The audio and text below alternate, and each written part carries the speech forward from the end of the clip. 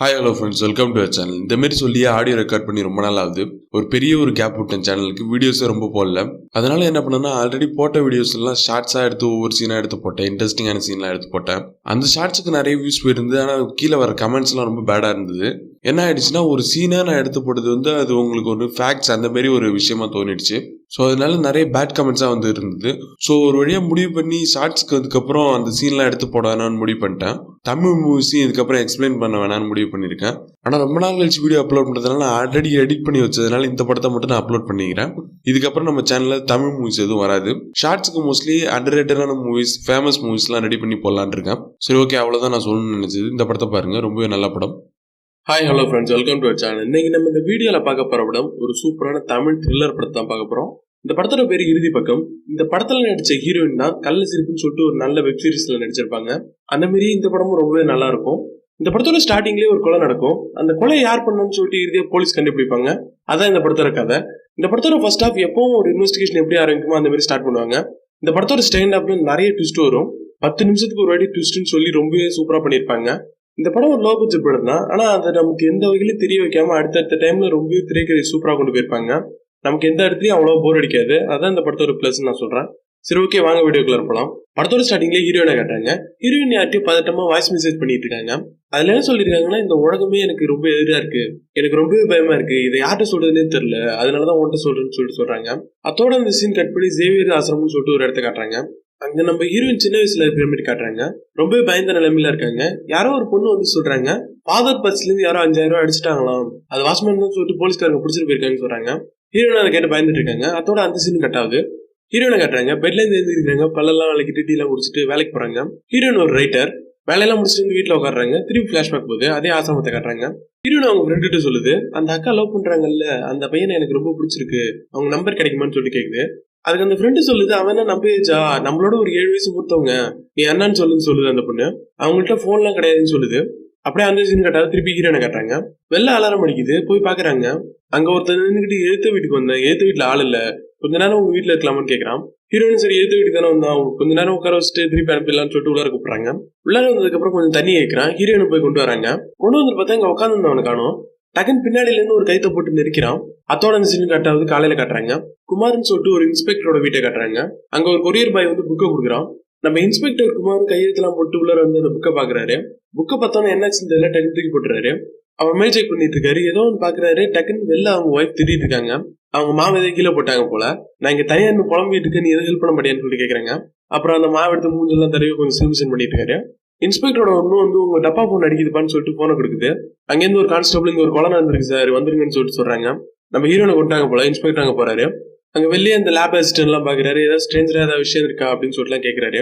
அந்த lab assistance ஒன்னும் இல்ல, ரொம்ப சிம்பிளா தான் இருக்கு அப்படிங்கிற மாதிரி சொல்றாங்க. இன்ஸ்பெக்டருக்கு ஒரு போன் வருது. இன்ஸ்பெக்டர் இதை விட குமார்னு சொல்றது ரொம்ப கஷ்டமா இருக்கு. ஹீரோனை நம்ம சொல்லிடலாம்.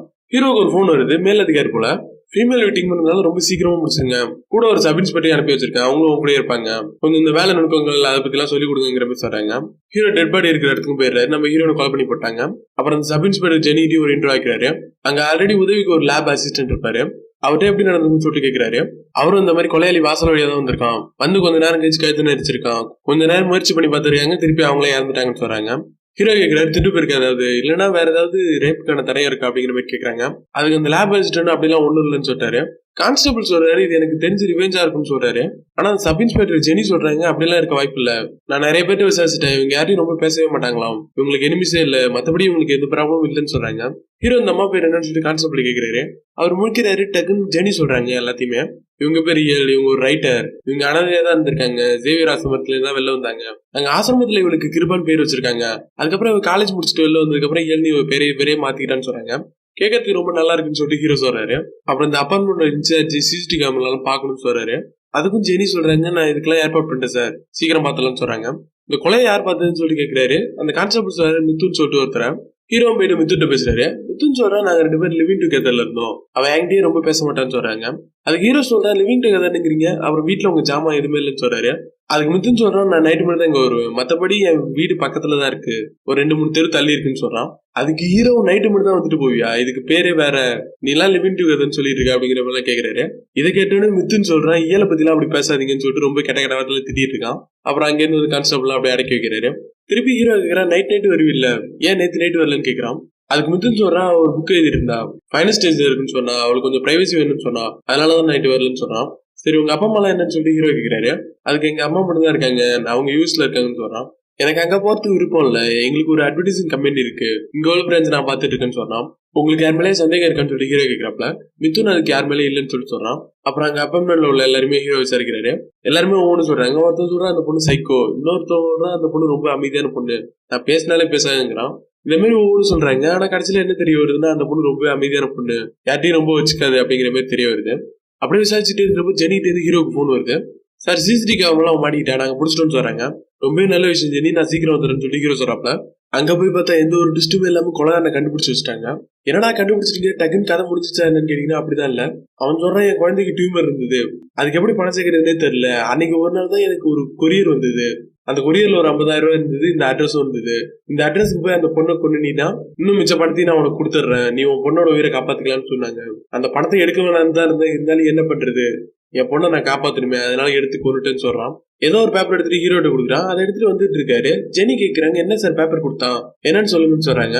ஆனா அதுல ஒண்ணுமே கேட்காம ஜிபே ரெடி பண்ணி சொல்லி கான்ஸ்டபிள் வர்றாரு. இப்ப ஹீரோ எங்க வந்திருக்காங்கன்னா, அந்த கொலைகாரனோட பொண்ணு இருக்காங்கல்ல, அவங்களுக்கு உண்மையிலேயே டியூமரா என்னன்னு சொல்லிட்டு கண்டுபிடிக்கிறதுக்காக வந்திருக்காரு. ஹீரோ கிட்ட அந்த கொலைகாரன் கொடுத்த பேப்பர் அவனுக்கு கொரியர் வந்த பேப்பர், இந்த மாதிரி இந்த இடத்துல போய் கொலை பண்ண சொல்லி சொன்ன பேப்பர். அதை எடுத்துட்டு தான் இங்க பாக்குறாரு. கடைசியில பார்த்தா இது உண்மைதான், உண்மையிலே அந்த பொண்ணுக்கு டியூமர் இருக்கு. ஜெனி ஹீரோட சொல்றாங்க, இவ்வளவு சீக்கிரமா கொலைகாரனை கண்டுபிடிப்போன்னு தெரியல, நீ காலையில தான் ஆரம்பிச்சா, ஆனா இவ்வளவு சீக்கிரமா இதை கண்டுபிடிப்போம்னு நம்ம நினைக்கவே இல்லை சார், நீங்க ரொம்ப கிரேட் சார்ன்னு சொல்லிட்டு சொல்றாங்க. அதுக்கு ஹீரோ ஜெனி ரொம்ப திட்டுறான், இவன் ஒரு அம்பு தான், இதை ஏதோ வேற யாரோ அப்படிங்கிற மாதிரி சொல்றான். கண்டு கலசரியெல்லாம் என் தலையில கட்டி வச்சுட்டானோ, ஒரு கேஸும் பார்க்காதெல்லாம் என் தலையில கட்டி விட்டான்னு சொல்றாரு. அப்புறம் ஹீரோட டீமும் மார்ச்சரிக்கு வந்திருக்காங்க. ஹீரோனோட பாடியை போஸ்ட்மார்ட்டம் பண்ணிட்டு இருக்காங்க போல. எல்லாத்தையும் பண்ணி முடிச்சுட்டு டாக்டர் வராரு. ஏதாவது இன்ட்ரெஸ்டிங்கா இருக்கா சார்ன்னு சொல்லிட்டு ஹீரோ கேட்கிறாப்ல. ஆனா அப்படிலாம் ஒண்ணும் இல்ல, அவங்களோட இன்னர் ஆர்கன்ஸ்ல ஒரு சில காயெல்லாம் இருக்குன்னு சொல்றாரு. அதுக்கு ஹீரோ சொல்றாரு, அப்படின்னா இது ஒரு ரேப்பா, எப்ப நடந்தது எப்படி நடந்ததுன்னு சொல்லிட்டு சொல்றீங்கன்னு கேட்கிறாரு. ஆனா அதுக்கு டாக்டர் சொல்றாரு, இது ரேப் கிடையாது, கடைசி 2 நாளைக்கு முன்னாடி தான் அப்படி நடந்திருக்கு, இது ரேப்லாம் கிடையாதுன்னு சொல்றாரு. மித்து நாங்க பக்கத்துலேயே தான் நிக்கிறான். அவனுக்கு இன்னொரு செட்டப் அமைச்சிருச்சு போல, அது போன் பண்ணிட்டு இருக்கு. வரம்பேன்னு சொல்லிட்டு அங்கேயே நிக்கிறான். ஹீரோ இந்த விஷயத்த எல்லாத்தையும் மித்துன்னு சொல்றான். அதுக்கு மித்துன்னு நாங்க ரிலேஷன்ஷிப்ல இருந்தோம், அதனாலதான் இப்படி ஆயிருக்கும் அப்படிங்கிற மாதிரி எல்லாம் சொல்றான். ஹீரோவும் எனக்கு புரியல, நீங்க என்ன சொல்ல நினைக்கிறேன்னு சொல்லி கேட்கறான். அதுக்கு மித்துன்னு கொஞ்சம் கோவப்பட்டு சொல்றான், நாங்க 2 பேரும் ரிலேஷன்ஷிப்ல இருந்தோம், ரிலேஷன்ஷிப்ல உங்களுக்கு என்னன்னு தெரியாதா, புரிஞ்சுக்காம பேசியிருக்காங்க சார், இது எங்களோட பர்சனல் சொல்றான். ஹீரோ திருப்பி உங்க 2 பேருக்குள்ள ஏதாவது சண்டை இருந்ததா, ஏதாவது பிரச்சனைன்னு சொல்லி கேட்டு இருக்காரு. மித்துன்னு கொஞ்சம் கோவப்பட்டு, எல்லாத்துக்குமே அந்த பிரசன்ட் ஆன்சர் இருக்கு, அவன்கிட்ட போய் கேளுங்கன்னு சொல்றான். அப்படியே அந்த சீன் கட் பண்ணா பிரசாந்த் வீட்டு முன்னாடி நிக்கிறாங்க. அவங்க வீட்டுக்குள்ளார போயிட்டு கேட்டா அவங்க அம்மா இங்க அவன் இல்லவே இல்ல, வெளியூர் போயிருக்கான், கேரளா போயிருக்கான்னு சொல்றாங்க. அப்புறம் அங்க தெருல அவனோட ஃப்ரெண்ட்ஸ் எல்லாம் கூட வச்சு விசாரிக்கிறாங்க. அவனும் சொல்றானும் கேரளா தான் போயிருக்காங்க, விக்னேஷும் பிரசாந்த் சேர்ந்து தான் போயிருக்காங்கன்னு சொல்றான். சரின்னு சொல்லிட்டு விக்னேஷ் ஒரு நம்பர் ஹீரோ வாங்கிக்கிறாரு. போன் அடிச்சு பாக்குறாரு, விக்னேஷ் எடுக்கிறான். இந்த மாதிரி இப்ப எங்க இருக்கீங்கன்னு சொல்லி கேட்கிறாப்ல. விக்னேஷ் கேரளால இருக்குன்னு சொல்றான். பிரசாந்த் உங்க தான் இருக்கானு சொல்லிட்டு ஹீரோ கேட்கிறாப்ல. அதுக்கு அவனும் ஆமா சார் மாடியில இருக்கான், நான் இங்க கீழே வந்திருக்கேன்னு சொல்றான். சரி டக்குன்னு போயிட்டு அவன்கிட்ட போனை கொடுன்னு சொல்லிட்டு சொல்றான். சரி சார் ஒரு 2 மினிட்ஸ் நான் கட் பண்ணிட்டு போய் கொடுக்குறேன்னு சொல்றான். நீ கட்லாம் ஒண்ணு பண்ணதில்ல, ஹோல்லே போட்டுரு, 2 நிமிஷம் தானே, மாடிக்கு டக்குன்னு போயிட்டு போன கூட வந்துட்டு சொல்றான். அப்புறம் அந்த விக்னேஷ் பிரசன்ட் கொடுத்தான் போல. ஹீரோ கேட்கிறாரு, நீ இங்க கொஞ்சம் வர முடியுமா, இங்க ஒரு கேஸ பத்தி ஒன்றை விசாரிக்கணும், சீக்கிரம் வந்து வரியான்னு சொல்லி கேட்கிறாப்ல. அதுக்கு அங்க பிரசாந்த் இங்க ஒரு கான்ஃபரன்ஸ்க்காக வந்தேன் சார், இப்ப வர முடியாது, ஒரு 4-5 நாள் ஆகும்னு சொல்றான். ஹீரோ டக்குன்னு என்ன விசாரிச்சதுல லவுட் ஸ்பீக்கர் போட சொல்றாப்ல. பிரசாந்த் லவுட் ஸ்பீக்கர் போடுறான். ஹீரோ சொல்றாப்ல, பிரசாந்த் விக்னேஷ் 2 பேருமே கேளுங்க, பிரசாந்த் என்ன கலர் சார் போட்டுருக்கான்னு 3 செகண்ட்ல என்கிட்ட சொல்லணும்னு சொல்றான். டக்குன்னு பிரசாந்த் அந்த போனை கட் பண்ணி சுவிச் ஆஃப் பண்ணிடுறான். கான்ஸ்டபிள் என்னாச்சு சொல்லிட்டு ஹீரோ கேட்டிருக்காப்ல. ஹீரோ கான்ஸ்டபிள் சொல்றாரு, நம்மளே ஏமாத்த ட்ரை பண்ணிருக்கணும், எல்லாரும் கான்ஃபரன்ஸ்ல இருந்திருக்கணும்னு சொல்றாரு. ஹீரோ அங்க பக்கத்துல நின்று இருந்த ஃப்ரெண்ட ஒருத்தர் ஒரு அரை விடுறான். பிரசாந்த் கூட இருக்கிற ஃப்ரெண்டோட நம்பர் சொல்றான்னு சொல்லிட்டு கேட்கறான். அவனும் சொல்றான். அப்புறம் அதை ட்ராக் பண்ணி அந்த இடத்துக்கு போயிடுறாங்க. அப்புறம் உண்மையிலேயே பிரசாந்த் இருக்கிற இடத்த காட்டுறாங்க. சென்னையில தான் இருக்கான். பிரசாந்த் அவன் ஃப்ரெண்டையும் பிடிச்சிடானோ. ஹீரோ பிரசாந்த் கேட்கிறாரு, ஏன் கேரளால இருக்குன்னு சொல்லிட்டு போய் சொல்லுன்னு சொல்லிட்டு பிரசாந்த் ஹீரோட சொல்றான், நான் லவ் பண்ண பொண்ணு சார் அவ, நான் எப்படி சார் அவளை கொலை பண்ணுவேன்னு சொல்லி கேட்கிறாப்ல. அதுக்கு ஹீரோ கேரளால இருக்குன்னு சொல்லி என் போய் சொல்லணும்னு கேட்கறான். சார் நான் ரொம்பவே பயந்துட்டேன், கொஞ்ச நாளுக்கு முன்னாடி தான் அவன் என்ன மீட் பண்ண வந்தா, ரெண்டுத்தையும் கனெக்ட் பண்ணி போலீஸ் என்ன கண்டுபிடிச்சோன்னு சொல்லிட்டு நினைச்சேன், அதனாலதான் சார் போய் சொல்லணும்னு சொல்றான். சரி நீ பயந்துட்டுனே வச்சுக்கலாம், நீ கொலை பண்ணல நான் எப்படி நம்புறேன்னு சொல்லிட்டு ஹீரோ கேட்கிறாப்ல. அப்படியே பிரசாந்த் ஒரு 10 நிமிஷம் பிளாஷ்பேக் போறான். 2 பேரும் காலேஜ் படிச்சுட்டு இருந்திருக்காங்க. பிரசாந்த் எதிர்பாராம ஹீரோயின் மேல மோதிடுறான். அந்த முதல் நிமிடத்திலே காதல் வந்துடுச்சுன்னு சொல்றான். நம்ம ஹீரோயினா அவங்களோட ஃபர்ஸ்ட் புக் எழுதுறதுக்கு நிறைய ஸ்கிரிப்ட் எல்லாம் ரெடி பண்ணி வச்சிருக்காங்க. அது எல்லாமே சிதறி கீழே விழுது. ஒவ்வொன்னா பொறுக்கிட்டு இருக்காங்க. பொறுக்கிட்டு போயிடுறாங்க. கடைசியில பார்த்தா ஒரு பேப்பர் மட்டும் கிடக்கு. அதை மட்டும் பிரசாந்த் எடுத்து வச்சுக்கிறான். அப்புறம் திருப்பி இந்த பக்கமா தான் வருவான்னு சொல்லிட்டு வெயிட் பண்றான். வந்தோடனே ஃப்ரெண்டு தள்ளி விட்டு ஹீரோனை பார்க்க போறான். ஹீரோன் ஆயிடுச்சு ஆகுது. இது லவ் லெட்டர் இல்ல, நீங்க காலையில அடிச்சப்போ இந்த பேப்பரை மிஸ் பண்ணிட்டீங்க, அதை கொடுக்க தான் வந்தேன்னு சொல்றான். ஹீரோயின் சரி ஓகேன்னு சொல்லிட்டு வாங்கிட்டு போறாங்க. திருப்பி நிப்பாட்டி எப்படிங்க எப்படி எல்லாம் எழுதுறீங்க, ரொம்பவே சூப்பரா இருந்துச்சு, அந்த 2 பக்கம் படிச்சதுக்கே எனக்கு ரொம்ப நிறைவா இருந்தது. அந்த சின்ன பொண்ணு 7 வயசு பெரிய பையனை லவ் பண்ணிருக்கா, அதுல உள்ள சந்தோஷம் வலி சோகம்னு சொல்லிட்டு எவ்வளவு சூப்பரா இருந்தது தெரியுமா, அந்த சின்ன பொண்ணு ரொம்பவே நல்ல பொண்ணு இல்ல அப்படிங்கிற மாதிரி சொல்றாங்க. ஹீரோயின் அந்த பொண்ணை பத்தி உங்களுக்கு தெரியாது, ஃபுல் கதை வரட்டும், அதுக்கப்புறம் படிச்சுட்டு சொல்லுங்கன்னு சொல்றாங்க. அப்படியே பேசிட்டே நடக்க ஆரம்பிக்கிறாங்க. பிரசாந்த் ஹீரோயினை பார்த்து கேட்கறான், நீங்க நிறைய புக் படிப்பீங்களா, எப்படிங்க இவ்வளவு சூப்பரா எழுதுறீங்கன்னு சொல்லி கேட்கறான். அது ஹீரோயின் சொல்றா, நிறைய புக் எல்லாம் படிச்சதே கிடையாது, இன்ஃபேக்ட் நான் புக்கே படிச்சதே கிடையாதுன்னு சொல்றாங்க. எப்படிங்க நீங்க சும்மா பொய் சொல்லாதீங்க அப்படின்னு சொல்லி கேட்கறான். அதுக்கு ஹீரோயின் சொல்றாங்க, ஒரு கற்பனை கதைங்கிறது எப்பவுமே ஒரு மாயஜாலம் மாதிரி, ஆனா ஒரு ரியலிஸ்டிக்கா நடந்த கதையை நான் எடுத்து எழுதுறேன், அதுல உண்மை ரொம்பவே அதிகமா இருக்கும், அதனால எல்லாருக்கும் ஈஸியா பிடிக்கும்னு சொல்றாங்க. நான் எப்பவுமே என் லைஃப்லன்னு சொல்ல ஆரம்பிப்பாங்க, ஆனா அதை டக்குன்னு கட் பண்ணிட்டு எதை நான் கண்ணால பாக்குறேனோ அதை மட்டும் தான் எழுதுன்னு சொல்றாங்க.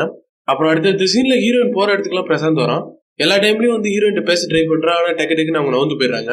அப்புறம் ஒரு நாள் பிரசாந்த் எப்படி ஹீரோயின் மீட் பண்ணி பேசுறான், இந்த மாதிரி உங்களுக்கு லவ் பண்றேன்னு சொல்லிடுறான். ஆனா அதுக்கு ஹீரோயின் சொல்றாங்க, எனக்கு ஆல்ரெடி ஆள் இருக்கு, நான் ஒரு ரிலேஷன்ஷிப்ல இருக்குன்னு சொல்றாங்க. இதை பத்தி என்கிட்ட மென்ஷன் பண்ணி பிரசாந்த் சொல்றான்.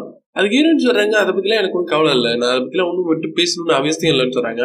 அதுக்கு பிரசாந்த் ஒண்ணுமே சொல்ல, கொஞ்ச நேரம் யோசிச்சுட்டு பாய்ன்னு சொல்றான். பிரசாந்த் ஒரு கொரியர் பாயா இருக்கான், நிறைய இடத்துக்கு கொரியர் பண்ணிட்டு இருக்கான். அப்படியே ஒரு வீட்டுக்கு போறப்பதான் ஹீரோயின் பாக்குறான். 2 பேரும் பாத்துக்கிறாங்க. அப்படியே அந்த சீன் கட் ஆகி திருப்பி அடுத்த சீன் அவங்க வீட்டுக்குள்ள காட்டுறாங்க. ஹீரோயின் பிரசாந்த் காஃபி குடுக்குறாங்க, அப்படியே குடிச்சிட்டே இருக்காப்ல. ஹீரோயின் ஏதோ நல்ல மூட்ல பேச ஆரம்பிக்கிறாங்க பிரசாந்த் கிட்ட. ஆனா அதுக்குள்ள பிரசாந்த் கேட்கறான், எப்படி இருக்காரு அவரு, உன்னோட ரிலேஷன்ஷிப் எப்படி இருக்கு அப்படிலாம் கேட்கறப்ப அதுக்கு ஹீரோயின் சொல்றாங்க, நான் அப்ப போய் சொன்னேன், உன்னை எப்படி என்கிட்ட தவிர்க்கிறதுன்னு எனக்கு தெரியல, அதனால அப்படி சொன்னேன்னு சொல்றாங்க. பிரசாந்த் ஒண்ணுமே சொல்லல, டக்குன்னு ஏச்சு போயிடுறான். அப்புறம் திரும்பி பார்த்து ஏதாவது ப்ராப்ளம்னா போன் பண்ணுங்க, அதே நம்பர் தான் வச்சிருக்கேன்னு சொல்றான். அப்படி சொல்லிட்டு போனதுக்கு அப்புறம் ஹீரோயின் ஒண்ணுமே பண்ணல, பிளாக் பண்ணி வச்சு அன்லாக் பண்றாங்க. திருப்பி ஹாய் மெசேஜ் பண்றாங்க. அப்புறம் கொஞ்ச நேரம் 2 பேரும் வாட்ஸ்அப்லயே பேசிட்டு இருக்காங்க. ஹாய் எப்படி இருக்கு, என்ன சாப்பியா அப்படிங்கிற கேட்டு இருக்காங்க. அப்புறம் டக்குன்னு என்ன சொல்லிச்சோ தெரியல, ஹீரோயின் போன் பண்றாங்க. நீ இன்னும் என் நம்பரை வச்சிருக்கியா, ஏன் டெலிட் பண்ணலன்னு சொல்லி கேட்கறாங்க. எப்படி டெலிட் பண்ண முடியும், உங்களை நான் மறக்க முடியுமா அப்படின்னு சொல்லி கேட்கறான். உங்களோட ஃபர்ஸ்ட் புக் ரிலீஸ் ஆனதுன்னா எப்படியோ தேடி கண்டுபிடிச்சு நான் படிச்சு பார்த்தேன், ரொம்பவே சூப்பரா இருந்துச்சு. அந்த சின்ன பொண்ணு ஏன் கடைசி வரையும் அவன் முன்னாடி போய் நிக்கல, அந்த காதலனுக்கு இந்த மாதிரி ஒரு பொண்ணு உன காதலிச்சுக்கான்னு சொல்லிட்டு கடைசி வரையும் தெரிஞ்சிருக்காது, ரொம்பவே பாவம்ல அந்த பொண்ணு சொல்லி கேட்கறான். அப்புறம் எனக்கு 2 டவுட் இருக்குன்னு சொல்றான். ஹீரோனுக்கு என்னன்னு சொல்லி கேட்கறாங்க. ஏன் அவ்வளவு காஸ்ட்லியான பொண்ணை போய் அவன்கிட்ட கிஃப்ட் பண்ணும், அதுக்கு ஹீரோயின் சிரிச்சுக்கிட்டே, நீங்க என்ன அந்த புக்கை ஃபுல்லா படிக்கலன்னு நினைக்கிறேன், அப்படி படிச்சிருந்தீங்கன்னா இந்த டவுட் உங்களுக்கு வந்திருக்கான்னு சொல்றாங்க. அந்த பொண்ணுக்கு பிடிச்சது செய்யணும்னு நினைக்கிறா, அவளோட லவ்க்காக என்ன வேணாலும் செய்யணும்னு தோணுது அவளுக்கு, அதுக்காக தான் அப்படி பண்ணான்னு சொல்றாங்க. அந்த புக்கை பத்தி பேக்ட்ராப்ல நமக்கு எதுவுமே சொல்லல, ஜஸ்ட் சிம்பிள் நோட்டா அந்த முடிச்சுட்டாங்க.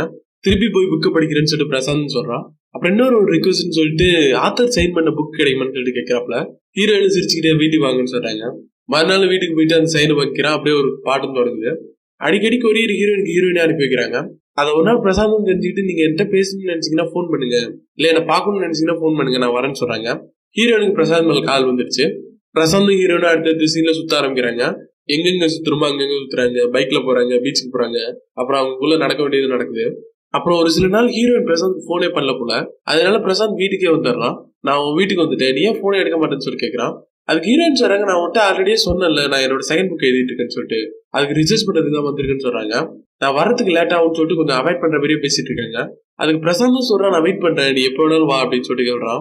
கொஞ்ச நேரம் வெயிட் பண்ணிட்டு இருக்கேன், ஏதோ ஜன்னல் அடிக்கிற சவுண்ட் எல்லாம் கேக்குது. சரின்னு சொல்லிட்டு ஜன்னலை மூடலான்னு போறான். அங்க சில பேப்பர்ஸ் எல்லாம் இருக்கு. சரின்னு சொல்லிட்டு என்னன்னு எடுத்து பாக்குறான். அங்க ஹீரோயினோட செகண்ட் புக்குக்கான டைட்டில் இருக்கு. அதை பார்த்தோன்னே அதிர்ச்சி ஆயிடுறான்.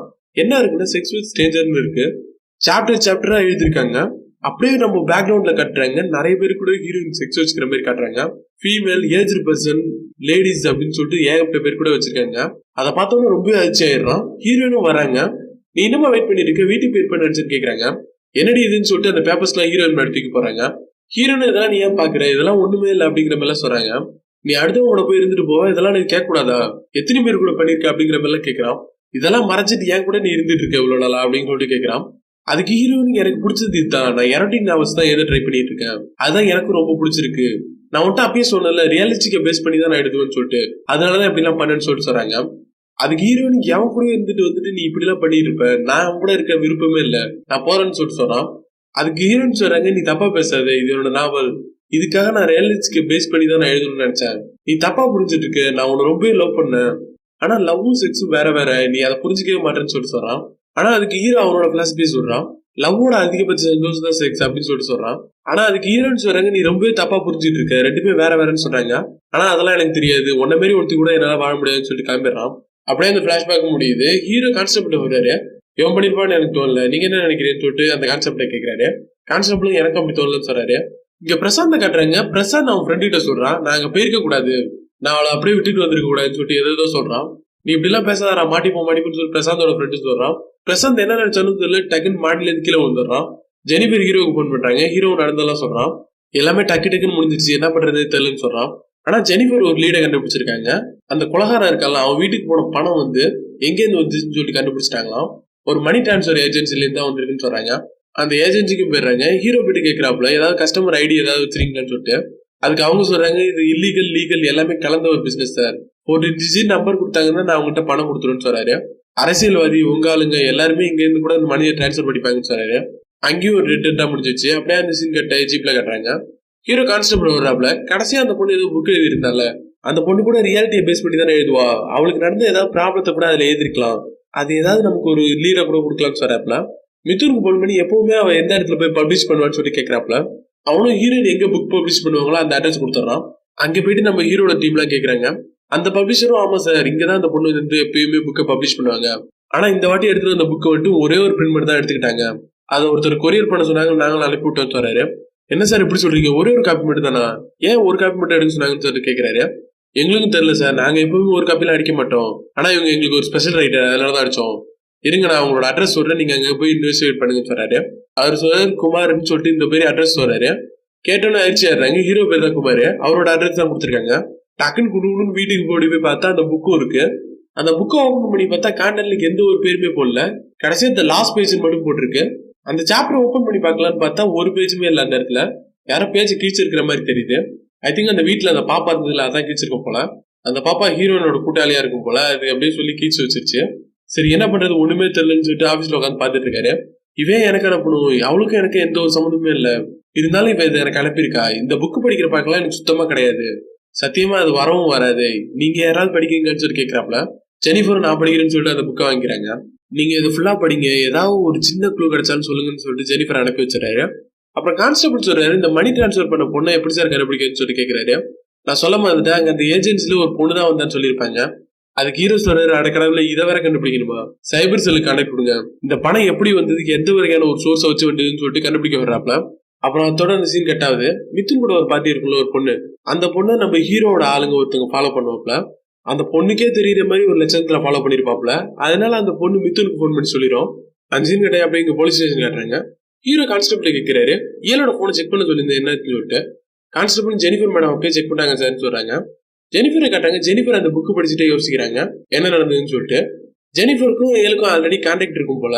ஏல் போன்ல ஜெனிஃபர் பத்தி என்ன விஷயம் இருந்ததோ எல்லாத்தையுமே டெலிட் பண்றாங்க. அப்புறம் போலீஸ் ஸ்டேஷனுக்கு மித்துன் வரான். மித்துன் வந்தோடனே ஏன் டிஸ்டர்ப் பண்றீங்க, ஏன் நீங்க இந்த போலீஸ் ஃபாலோ பண்ணிருந்தாங்களா அந்த பொண்ணு, யானியை டிஸ்டர்ப் பண்ணாதீங்க, அவளுக்கும் இந்த கொலைக்கு எந்த ஒரு சம்மந்தமுமே இல்லை, நீங்க என்ன நினைக்கிறேன்னு புரியுது, எனக்கும் ஏலுக்கும் இல்ல உறவு யாழினிக்கு பிடிக்கலன்னு நினைச்சிட்டு இருக்கீங்க, அப்படிலாம் ஒண்ணுமே கிடையாது, ஏலுக்கு முதல்ல இருந்தே தெரியும் யாழினிக்கும் எனக்கு என்ன ஒரு உறவு இருந்ததுன்னு சொல்லிட்டு, அதனால யாழினிக்கும் எந்த ஒரு பிரச்சனையுமே இல்லை, அதனால அவ கொன்றதுக்கு வாய்ப்பே இல்லை, ப்ளீஸ் அவளை நிப்பாட்டுங்கன்னு சொல்லிட்டு ரொம்ப கத்தி சொல்லிட்டு இருக்கான். ஹீரோ செம்ம கடுப்பாய் திட்டி விட்டுறான் கெட்ட வார்த்தையில சொல்லிட்டு.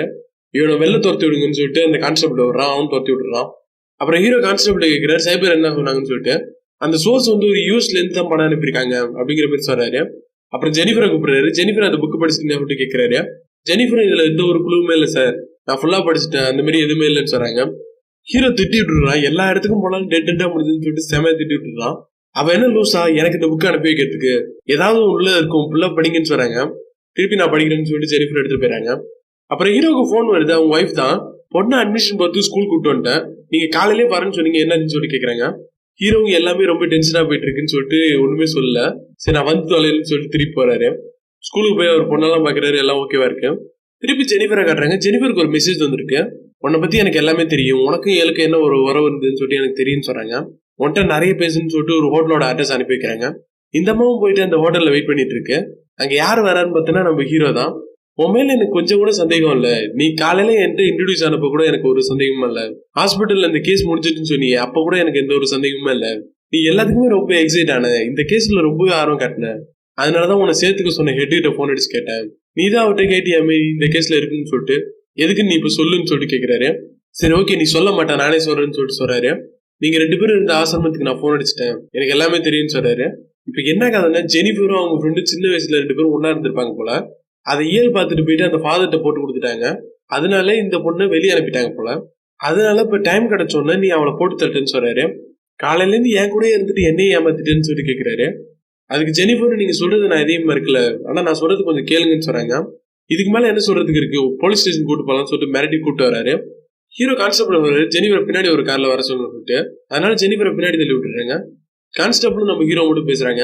அந்த கான்ஸ்டபிள் சொல்றாப்புல காலையில மணி அடிச்சிச்சு நம்ம கூட தான் சார் ஜெனிஃபர் மேடம் இருந்தாங்க, அந்த 14 டிஜிட் மணியை சொல்லி பணம் வாங்கிட்டு போனது ஒரு பொண்ணு தான் நமக்கு தெரிய வந்தது, அப்படி உண்மையிலே இருந்ததுன்னா அப்பயே அவங்க மாட்டிருக்கணும்னு சொல்றாரு. சரி ஹீரோ கொஞ்சம் புரிஞ்சுக்கிட்டு அடுத்த சீனே வெளில ஒரு இடத்துல நிக்க வச்சுட்டு ஜெனிஃபரை கூப்பிட்டு பேசுறாரு. ஜெனிஃபர் என்ன சொல்றாங்கன்னா கொஞ்ச நாளுக்கு முன்னாடி அவர்கிட்ட இருந்து எனக்கு வாய்ஸ் மெசேஜ் வந்தது, அதை கேட்டோடனே எனக்கு ரொம்பவே கஷ்டமாயிடுச்சு, எனக்கு ரொம்பவே கில்ட்டி ஆயிடுது. அதனாலதான் அவ அப்பாயின்மெண்ட் நான் பார்க்க போயிருந்தேன். போய் பார்த்தோன்னு தெரிஞ்சது அவ செத்து கிடக்கிறது. இந்த கேஸ் நானே எடுத்து நடத்தலாம்னு பார்த்தா ரிலேஷன்ஷிப் ஃப்ரெண்ட்ஷிப் யாருமே ஒரு கேஸ்ல இன்க்ளூட் ஆகக்கூடாது அப்படின்னு போலீஸ்ல ஒரு ரூல்ஸ் இருக்கு. அதனாலதான் நான் போய் சொல்லிட்டு வந்தேன். கமிஷனர்கிட்ட ஒரு நல்ல கேஸ் இருக்கு, அதுல நான் கொஞ்சம் சேர்ந்துக்கணும்னு சொல்லிட்டு கேட்டேன், அதனாலதான் இப்ப உங்க கூட இருக்கேன்னு சொல்லிட்டு சொல்றாங்க. இதெல்லாம் கேட்டுட்டு ஹீரோ சொல்றாரு நான் ஒன்னும் பெரிய பிரில்லியன்லாம் இல்ல, எங்க அப்பா செத்துட்டாரு அதனாலதான் எனக்கு இந்த வேலை கிடைச்சது. எந்த ஒரு கேஸா இருந்தாலும் ஒரு சின்ன லீட் கிடைக்கும், அதை புஷ் பண்ணி போயிட்டே இருப்பேன், அது தப்புன்னு தெரிஞ்சுதான் மத்த இடத்துக்கு போயிடுவேன். அடுத்தடுத்த கேஸ் அப்படிதான் நான் பண்ணியிருந்தேன், சில கேஸ் ஹிட் ஆகும் சில கேஸ் பிளாப் ஆகும்னு சொல்றாரு. என்ன மன்னிச்சிருங்க உங்களை நான் தப்பா நினைச்சிட்டுன்னு சொல்றாரு. வேலையை சேர்ந்தே ஆரம்பிப்போம் சீக்கிரமா முடிப்புன்னு சொல்றாரு. அப்புறம் ஹீரோ ஜீப்ல வந்துட்டு இருக்கிறப்போ ஒரு டக்குன்னு ஒரு தாட் வருது. காலையில மித்து சொன்னது ஞாபகம் வருது, எங்க அம்மா யூஎஸ்ல இருக்காங்கன்னு சொல்லிட்டு. அப்புறம் கான்ஸ்டபிள் சொன்னது ஞாபகம் வருது, ஒரு யூஎஸ் அக்கௌண்ட்ல தான் மணி டிரான்ஸ்பர் ஆயிருக்குன்னு சொல்லிட்டு. இதெல்லாம் கணக்கு வச்சு பார்க்குறப்ப மித்துன் தான் பண்ணிருப்பான்னு தோணுது. ஆனா அந்த டைம்ல அவன் வேற இடத்துல இருந்திருக்கான் போல. சரி ஓகேன்னு சொல்லிட்டு மித்துனுக்கு அவங்க அம்மாவுக்கு என்னென்ன டிரான்சாக்ஷன் என்னென்ன பேசியிருக்காங்க அப்படின்னு சொல்லிட்டு கேட்கிறாரு. அதுக்கான லிஸ்ட்லாம் அப்படியே ட்ராக் பண்ண சொல்றாரு ஜெனிஃபர் சொல்லிட்டு. ஜெனிஃபர் ட்ராக் பண்ணிட்டு அந்த லிஸ்ட் சொல்றாங்க. மணி மட்டும் தான் அவங்க 2 பேருக்குமே டிரான்சாக்ஷன் இருந்திருக்கு, மற்றபடி அவங்க 2 பேரும் வாரத்துக்கு 2 3 வாட்டி தான் பேசிருக்காங்கன்னு சொல்றாரு. சரி ஓகே எல்லாமே டென்டா முடிஞ்சுட்டு திருப்பி ஃபர்ஸ்ட்ல இருந்து எல்லாத்தையும் ஒரு கோத்து பார்ப்போம்னு சொல்றாரு. ஒரு போர்ட்ல போயிட்டு இன்னைக்கு என்ன நடந்தோ எல்லாத்தையுமே எழுதுறாரு. அதுல அவர் என்னென்ன சொல்றாருன்னா, ஃபர்ஸ்ட் மித்துனோட அம்மா கிட்ட இருந்து மித்துன் பணம் வாங்கியிருக்கான், ஆனா அது மித்துனுக்கே தெரியாம மணி டிரான்ஸ்ஃபர்ல இருந்து யாரோ எடுத்துட்டாங்க. சரி ஓகே அவனை பத்தி நம்ம கண்டுக்க தேவையில்ல. அந்த பணத்தை கொரியர் மூலமா அந்த கொலகாரன் அசோக் அனுப்பியிருக்காங்க, அவன் இயலை கொண்டுட்டான். அவன் அந்த பணத்தை வச்சுக்கிட்டு அவன் பொண்ணோட பாதி இனிஷியல் அமௌண்ட் மட்டும் கட்டியிருக்கான், மிச்ச பேலன்ஸ் அமௌண்ட் யார் கொடுத்துருப்பான்னு சொல்லி கேட்கிறாரு. எனக்கு 2 தாட்டு தான் இருக்கு, ஒண்ணு நம்ம இதுவரையும் அந்த கொலகாரனை மீட் பண்ணதே கிடையாது, இன்னொன்னு இது எல்லாத்தையுமே மித்துன் தான் பண்ணிருக்கணும், ரொம்பவே கிளவரா நம்மளை ஏமாத்திட்டு இருக்கான்னு சொல்றாரு. இதுக்கு பதில் ஒருத்தன் தான் இருக்குன்னு சொல்றாரு. அப்படியே அந்த சீன் கட்டாயி பிரசாந்த காட்டுறாங்க. அவன் கோமால இருக்கான் போல. அந்த இடத்துக்கு மித்துன் வரான். மித்துன் டாக்டர் வேஷத்துல வந்து பிரசாந்த கொண்டுறான். அந்த இடத்துக்கு ஹீரோ அவங்க டீம் வராங்க. எதுக்கு மித்துன் போறான் கரெக்டா கண்டுபிடிச்சிடறாரு ஹீரோ. மித்துன் ஓட ஆரம்பிக்கிற இன்னொரு ஆபீசர் வந்து பிடிச்சிடறாரு. அந்த ஹாஸ்பிட்டல்லே வச்சு மித்துனை விசாரிக்கிறாங்க. மித்துன் சொல்றேன் நான் ஏல ரொம்பவே லவ் பண்ணேன், அவளை நான் ரொம்பவே ஹர்ட் பண்ணிருக்கலாம், ஆனா இருந்தாலும் நான் அவளை லவ் பண்ணேன், ஆனா இவனாலதான் இந்த பிரசாந்தாலதான் ஏன் செத்து போனான்னு சொல்றான். மித்துன் திருப்பி அதே புலம்பிக்கிட்டே இருக்கான். ஹீரோவும் போதும் நிறுத்து, நடந்தது என்னன்னு உனக்கும் எனக்கும் தெரியும், நீ கண்டிப்பா சொல்ல மாட்டேன், அதனால நானே சொல்றேன்னு சொல்றாரு.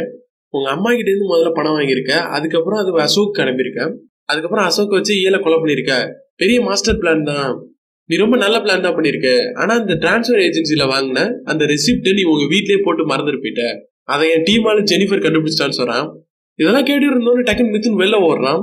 பொட்டின்னு செவுல ஹீரோ அடிக்கிறாரு. அதோட அந்த சீன் கட் ஆகுது. கடைசி மித்துனை ஜீப்ல உட்கார வச்சிருக்காங்க. ஹீரோ அப்படியே அவனையே பார்த்துட்டு இருக்கான். சரி ஓகே இதோட இந்த படம் முடியுது அப்படின்னு சொன்னா டக்குன்னு மூடிப்பட்டு போயிடாதீங்க. இந்த இடத்துல நீங்க ஒரு விஷயத்த யோசிக்கவே இல்லை, மித்துன் எதுக்கு ஏல கொலை பண்ணிருக்கணும், எந்த ஒரு மோட்டிவுமே இல்லை, அப்புறம் எதுக்கு கொலை பண்ணிருக்கணும். இதுக்கு அடுத்து தான் கதையே இருக்கு. பார்ட் 2ல சந்திக்கலாம். தேங்க்யூ.